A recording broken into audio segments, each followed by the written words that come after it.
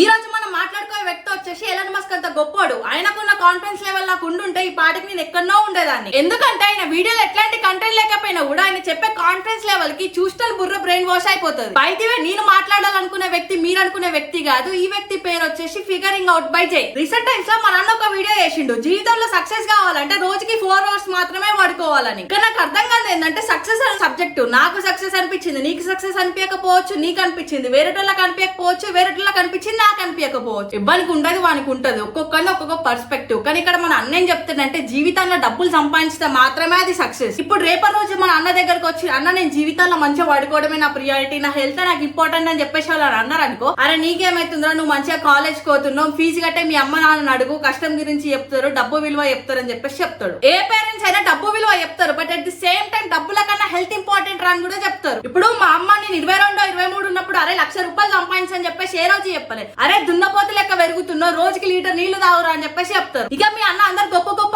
స్టేట్మెంట్లు చెప్తారు కాబట్టి మీ అన్న కోసం నేను ఒక స్టేట్మెంట్ చెప్తాను. నవెల్ రవికాంత్ అని చెప్పేసి ఒక ఏంజల్ ఇన్వెస్టర్ ఉంటాడు. A healthy man has 1000 dreams but unhealthy man has only 1 dream to get healthy. అర్థమైంది కదా, సక్సెస్ అంటే హెల్త్ ని కూడా కన్సిడర్ చేయాలి బ్రో. సరే అదంతా పక్కన పెడతాం, మెంటల్ గా క్వశ్చన్ చేస్తాను. సక్సెస్ అనేది సబ్జెక్టివ్ బ్రో. ఒకరికి ఎన్జిఓ నడిపించడం సక్సెస్ కావచ్చు, నువ్వు వానికి ఏం చెప్తావు, డబ్బులు సంపాదించమని చెప్తావా? వాళ్ళకుండా థాట్ ప్రాసెస్ వాళ్ళకు ఉంటుంది. ఒకళ్ళేమో నేను జీవితంలో బాగా డబ్బులు సంపాదించాలి రా అనుకుంటారు, ఇంకొకలేమో అరే నా జీవితాలు ఎవరి దగ్గర అప్పులు చేయకుండా బతుకుతే చాలరా అని చెప్పేసి అనుకుంటారు. వాడి దృష్టిలో అది మనకి సక్సెస్, వీని దృష్టిలో వీనికి ఇది సక్సెస్. 90s లో అమెరికాలో ఒక జెనిటర్ ఉండేటోడు. జెనిటర్ అంటే ఊడ్చేటోళ్ళు. ఆయన చనిపోయే టైంకి ఆయన నెట్వర్క్ వచ్చేసి ఆల్మోస్ట్ 40 crores. రోజుకి 8 గంటలు వండుకొని అంతగానో ఇట్లా సంపాదించిండు. ఇన్వెస్ట్మెంట్స్ కానీ నేను చెప్పేది అదే, మనం ఎంత సంపాదిస్తాం అనేది ఎప్పటికి లెక్కలకు రాదు. మనం దాన్ని ఎట్లా ఖర్చు పెడతాం, దేని మీద ఖర్చు పెడతాం అనేది మాత్రమే లెక్కలకు వస్తుంది. అట్ ది సేమ్ టైం మీరు జీవితంలో డబ్బులు సంపాదించితే మాత్రమే సక్సెస్ అంటారు కాబట్టి ఇది నేను మీకు ఇచ్చే ఎగ్జాంపుల్. జీవితంలో డబ్బులు సంపాదించడం మాత్రమే సక్సెస్ కాదు, ఆ ఫైనాన్షియల్స్ ని మేనేజ్ చేసి రావాలి, హెల్త్ ని చూసుకుంటూ రావాలి, ఫ్యామిలీని చూసుకుంటూ కూడా రావాలి. ఇక మన అన్న ముచ్చడికి వస్తే సక్సెస్ అనేది అందరి దృష్టిలో జనరలైజర్ లెక్క మాట్లాడతారు, కానీ అన్న ముచ్చడికి వచ్చే వరకు సక్సెస్ అనేది సబ్జెక్టివ్ అయిపోతుంది. అది ఎట్లా చెప్తున్నోళ్ళు. ఇక అన్న ఏమన్నాడు అంటే ఎలన్ మస్క్ కూడా రోజుకి 4 గంటలే వండుకుంటాడు, నీళ్ళు కూడా రోజుకి 4 గంటలే వాడుకుంటా అంటాడు. అంటే ఏంది నువ్వు యూట్యూబ్ ఛానల్ పెట్టినందుకే నువ్వు ఎలన్ మస్క్ అయినావు అంటే, నేను ఏదో ఈ చిన్నపాటి యూట్యూబ్ ఛానల్ నడిపించినందుకు నేను మార్క్ జగర్బర్గ్ అవుతా. By the way nice to meet you bro. Elon Musk ఏమో టెస్లా కంపెనీ పెడితే సక్సెస్, మన అన్నకేమో యూట్యూబ్ ఛానల్ పెడితే సక్సెస్. నువ్వు కూడా ఒక టెస్లా కంపెనీ స్టార్ట్ చేయొచ్చు కదా, ఎందుకు యూట్యూబ్ వీడియోలు చేస్తాను అంటే నీకు మాత్రం సక్సెస్ అనేది సబ్జెక్టివ్ ఉండొచ్చు, కానీ అందరికి మాత్రం డబ్బులే కావాలా. ఇక మా అన్న చెప్పిన మోటివేషన్ లని అరే ఈ రోజు నుంచి రోజుకి నేను 4 గంటలే వాడుకుంటాను అనే గొర్రెలందరికీ నేను చెప్పేది ఒకటే. మా ఇంటి పక్కన ఉన్న కిరాణా కొట్టన్న ఎలన్ మస్క్ లెక్క రోజుకి 16 గంటలు పనిచేస్తాడు, కానీ ఎలన్ మస్క్ తీసుకొచ్చినంత అవుట్పుట్ తీసుకురాగలుగుతారా? తీసుకురాలేడు. ఎలన్ మస్క్ కి టెక్నాలజీ అనే ఒక లెవరేజ్ ఉన్నది, కానీ మన ఇంటి పక్కన కిరాణా కొట్టన్నకు లేదు కదా. ఆయన ఎన్ని గంటలు పని చేసినా అక్కడనే ఉంటాడు. నేను ఇప్పుడు ఇట్లా అన్నా అని చెప్పేసి నేను కిరాణా కొట్టాను తక్కువ వేస్తలేను, జస్ట్ చెప్తున్నా మనం దేని మీద పని చేస్తున్నా, ఎవరితో పని చేస్తున్నాం అనేది ఇంపార్టెంట్. దీనికి మీకు ఇంకొక బెస్ట్ ఎగ్జాంపుల్ చెప్తా. ఏఎన్ఆర్ గారు అప్పట్లో నాటకాలు వేసుకుంటారు, ఆయన యాక్టింగ్ ని అప్పట్లో 40 మంది నుంచి